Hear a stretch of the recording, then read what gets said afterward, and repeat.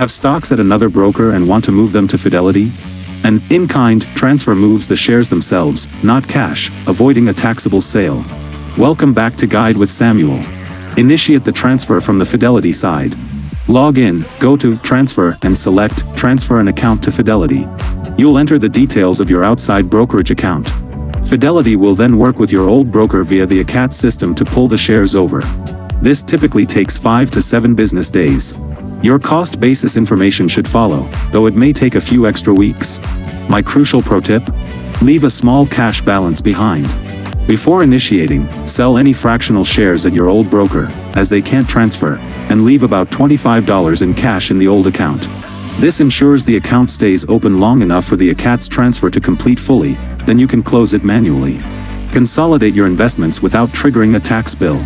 How many different brokerage accounts have you consolidated over the years? For more guides on streamlining your finances, hit subscribe. Thanks for watching. I'm Samuel, and I'll see you next time.